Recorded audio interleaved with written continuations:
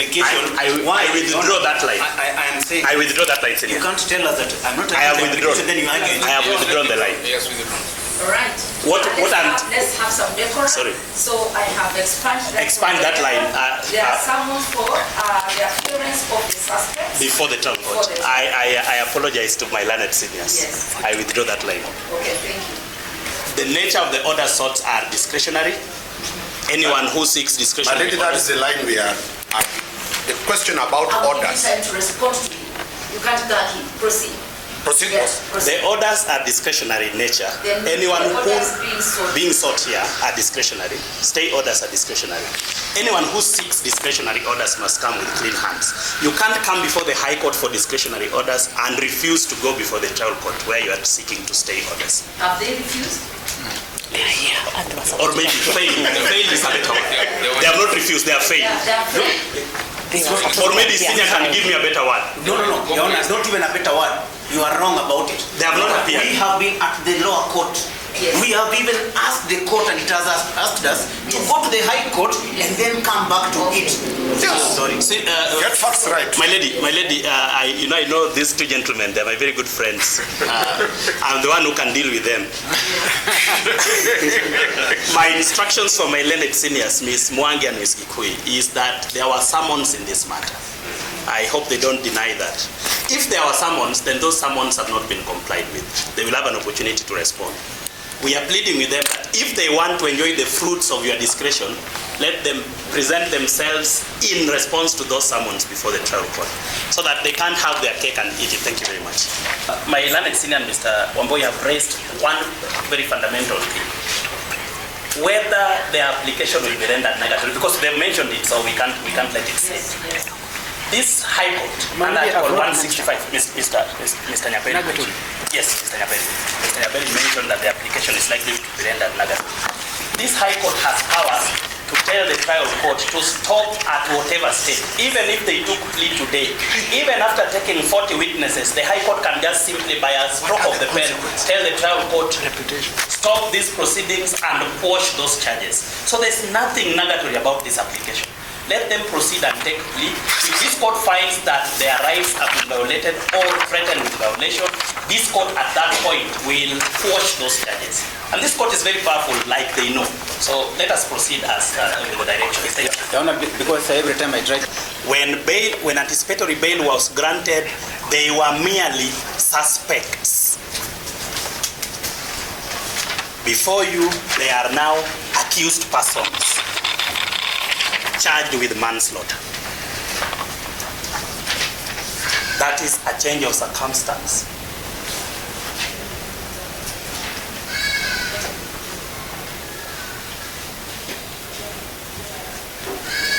And so that if we have persuaded you in at least any of those three circumstances that there is a compelling reason, in addition to any other that the court may have seen which we didn't notice because the court can suo motu deny bail, then you must deny bail.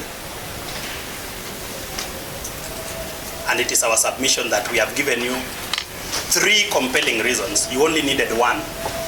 As a result, kindly decline the grant of bail, and there's an opportunity to always review that prayer if circumstances change in the future. We also ask the court to open its eye to the fact that having the accused persons present themselves before you has been a dog and cat chase, and that should be a factor. We thank you. If the court is not swayed, that's okay. This here is the husband of the lady we are talking about. This gentleman here. And he tells me that he has how many children? 4 children. While we are respecting and taking seriously the rights of the 2 gentlemen and lady, please take seriously the rights of this gentleman. And how old is your firstborn? One is 30. That's okay. 3 children. That's okay. Thank you very much. She's very sick because of pressure. That's okay. Thank you. Thank you. Thank you. Yes. That's okay. Most obliged. So, we urge you that the best approach, which the defense is not telling you, is to balance the rights between the rights of the accused persons and the rights of the victims. And we are not talking in a vacuum. This is not scholarly. This is practical. And the court has seen. Having said that, you've also been taken through a course on Constitutional Law 101, and the court asked that Mr. Ombeta takes us to the actual points that he was talking about. Now, reference has been made to Article 19. You know, this is important to us. Article 19, Article 20, Article 21, 22, 23, 27, 28, 50. If you allow me, if you permit me to read shortly. Subject to Article 165, 3B of the Constitution, and the court does not have to write, the court may have a look at it later.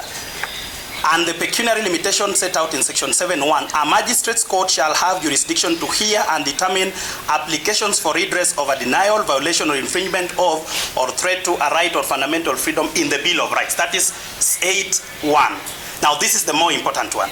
The application contemplated in subsection 1 shall only relate to the rights guaranteed in Article 25A and B of the Constitution. That a penalty running up to life imprisonment is one of the most harsh, or rather the harshest in Kenya. The argument that bond has been granted for murder before cannot be the only basis to grant bail where it is clear that there is a likelihood. We are human beings, all of us would want to self-preserve. The accused persons, I dare say, in an attempt to self-preserve, are likely to reach out to the potential witnesses who have been their employees. If the court has no question for us, I thank you. Tells me that it has ever done this, I would have been amenable. But on our own accord, accused persons upon being charged